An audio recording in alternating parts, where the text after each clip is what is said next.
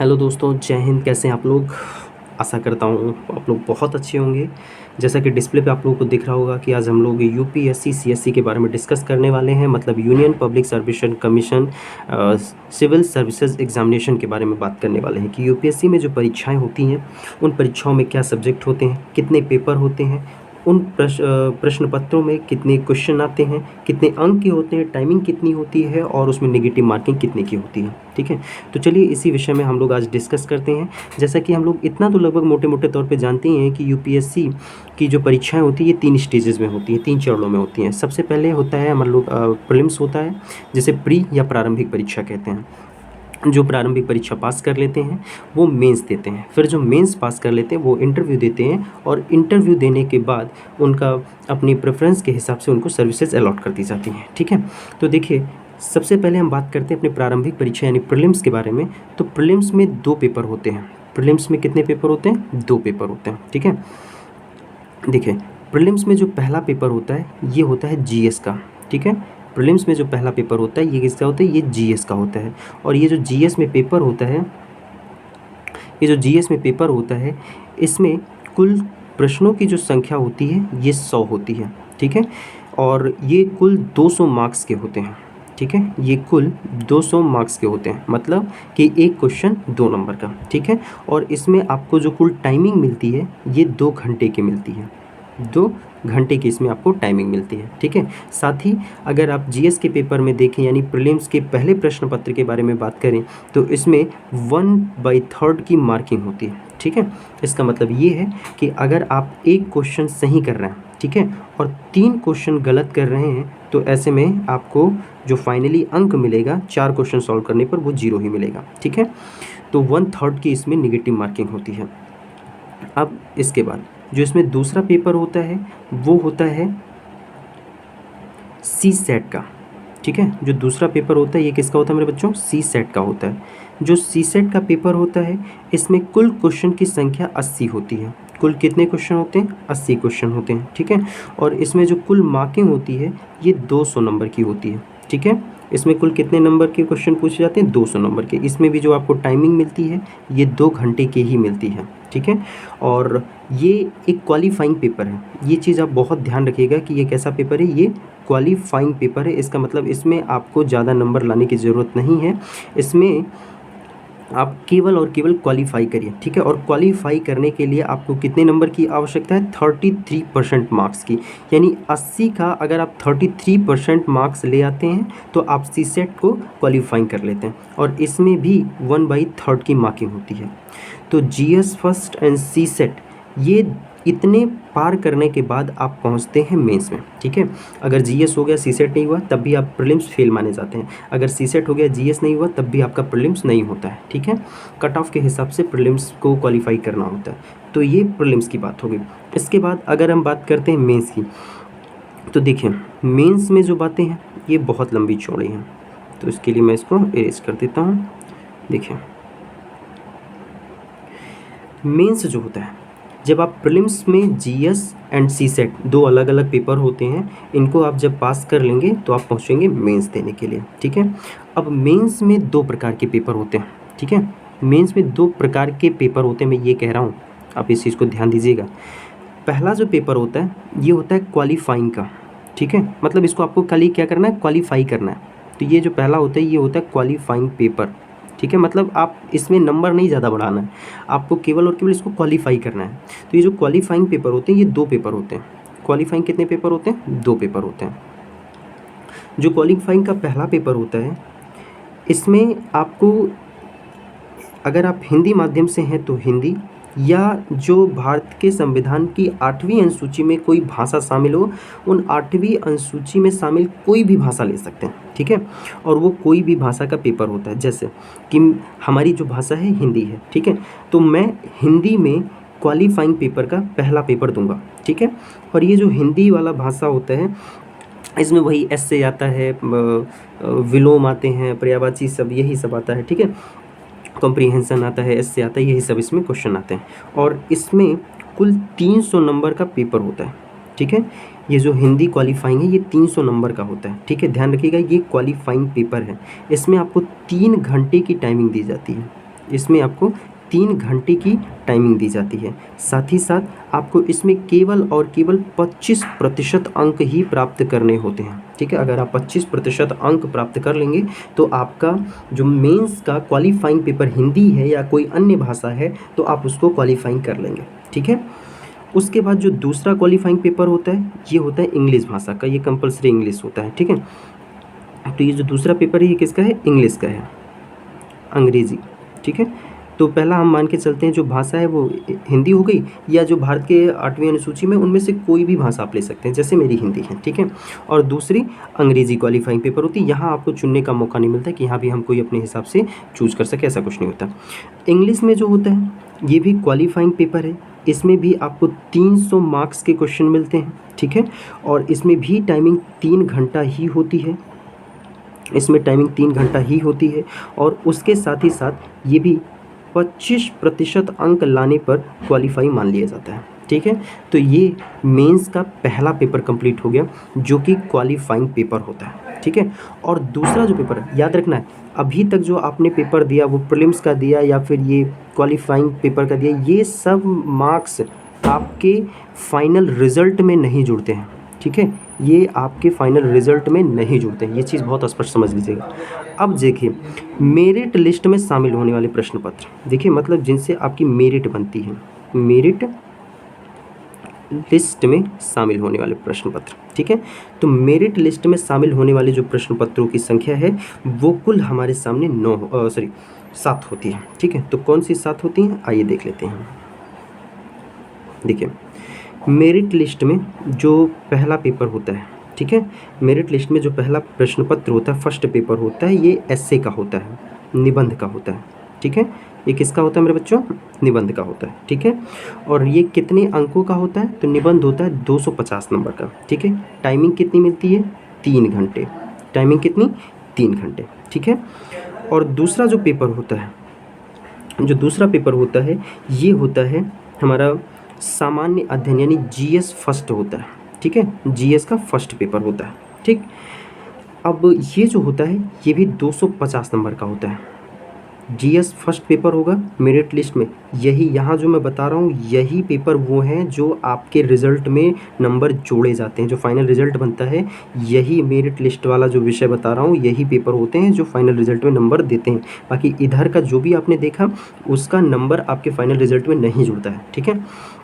तो ये 250 नंबर का होता है। टाइमिंग इसमें कितनी होती है? 3 घंटे होती है, ठीक है। निबंध का कोई सब्जेक्ट फिक्स नहीं है कि निबंध में यहाँ से वहाँ से आना, निबंध कुछ भी आ सकता है, ठीक है। अब जीएस फर्स्ट पेपर के बारे में अगर हम बात करते हैं कि कौन कौन सा सब्जेक्ट आता है, तो देखिए इसमें जो सब्जेक्ट है, ठीक है, जीएस फर्स्ट पेपर में जो सब्जेक्ट है वो सब्जेक्ट थोड़ा देख लेते हैं।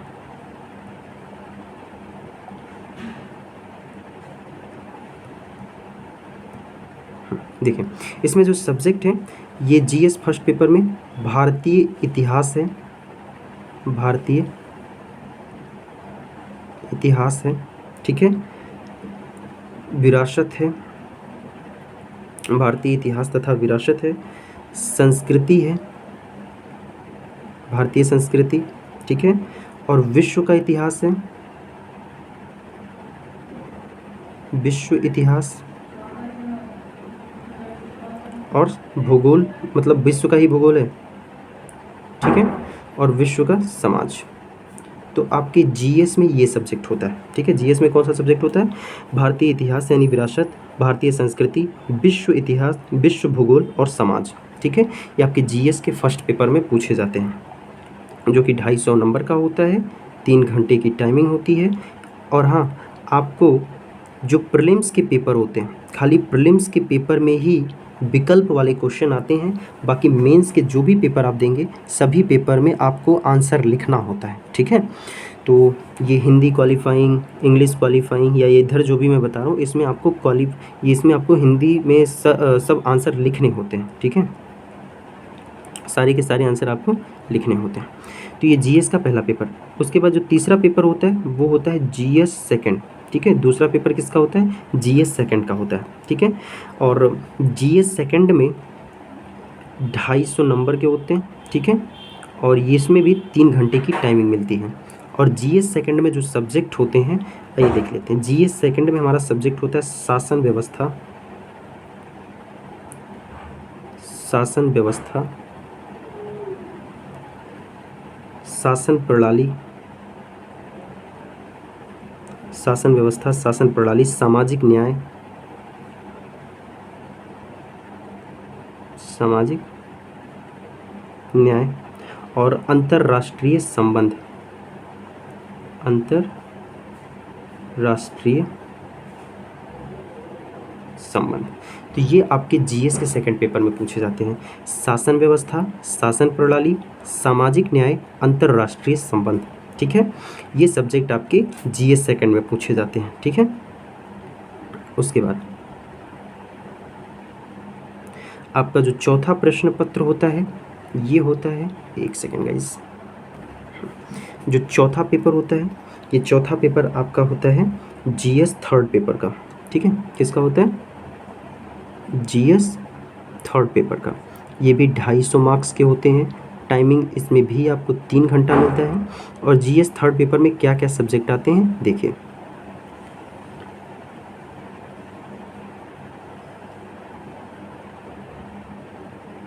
देखिए, जीएस थर्ड में आपका जो सब्जेक्ट है ये आता है आपका प्रौद्योगिकी,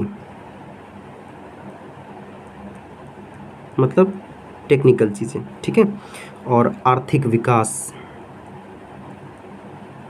आर्थिक विकास और जैव विविधता, जैव विविधता। ठीक है, और इसी में आता है पर्यावरण, ठीक, सुरक्षा, सुरक्षा तथा आपदा प्रबंधन, आपदा प्रबंधन। ठीक है, इतने टॉपिक, इतने सिलेबस आपके जीएस के थर्ड पेपर में है। ठीक है, यहाँ से क्वेश्चन पूछे जाते हैं। ठीक, उसके बाद आप देते हैं अपना पांचवा पेपर जीएस 4 का। ठीक है, जीएस के 4 हिस्से हैं। ठीक है, तो ये प्रश्न पत्र पांचवा है, लेकिन ये जीएस का कौन सा पार्ट है? ये जीएस का चौथा पार्ट है। इसमें भी कितने अंक? 250 अंक। ठीक है, टाइमिंग कितना? 3 घंटा। अब ये पांचवें प्रश्न पत्र में, सॉरी चौथे प्रश्न पत्र में जीएस के क्या आता है? तो इसमें आता है नीति शास्त्र। ठीक है, नीति शास्त्र और सत्यनिष्ठा, सत्यनिष्ठा और अभिरुचि, अभिरुचि, ये सब्जेक्ट है। ठीक है, तो जीएस के फोर्थ पेपर में नीति शास्त्र, सत्यनिष्ठा, अभिरुचि। ठीक है, इतने क्वेश्चन आते हैं। अब आप एक प्रश्न पूछेंगे कि सर सीसेट और जो प्रारंभिक परीक्षा में जीएस आपने बताया उसमें क्या क्या आता है? तो ये जो जीएस का तीनों पोर्शन देख रहे हैं, GS first, GS second, GS third. ठीक है, ये क्वेश्चन जीएस प्रीलिम्स में भी पूछे जाते हैं। ठीक है, प्रीलिम्स में जो जीएस होता है यही तीनों के क्वेश्चन पूछे जाते हैं, जीएस फर्स्ट का, जीएस सेकंड का, जीएस थर्ड का। और साथ ही साथ इसमें ऐड हो जाता है करंट अफेयर। ठीक है, करंट अफेयर ऐड हो जाता है। ठीक है, और जो सी सेट का पेपर होता है, सी सेट के पेपर में मैथ होता है, रीजनिंग होती है और इंग्लिश का कॉम्प्रिहेंशन होता है। ठीक है, और बोधगयात्मक क्वेश्चन होते हैं। ठीक है, तो इतनी चीज़ें आपके सी सेट में होती हैं और जीएस की प्रीलिम्स वाले में होती है। ठीक, उसके बाद देखिए,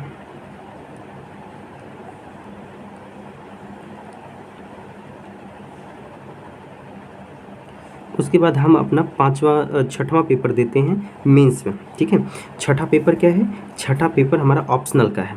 ठीक, तो छठवां पेपर, ऑप्शनल के 2 पेपर होते हैं, मतलब जैसे आप एक ऑप्शनल सब्जेक्ट चुनते हैं। ठीक है, तो उसमें कुल शायद 48 सब्जेक्ट होते हैं। उन्हीं 48 सब्जेक्ट में से आपको जो आसान लगे, आपको जो ईजी लगे, वही एक सब्जेक्ट चुन करके आप यूपीएससी की परीक्षा देते हैं। ठीक है, तो ऑप्शनल के कुल 2 पेपर होते हैं। ठीक है, तो ऑप्शनल का जो पहला पेपर होता है, ठीक है, ऑप्शनल का जो पहला पेपर होता है, पहले पेपर में 250 अंक के पेपर होते हैं। समय इसमें 3 घंटे ही मिलते हैं। ठीक है, कितना घंटा मिलता है? 3 घंटा मिलता है समय जो होता है।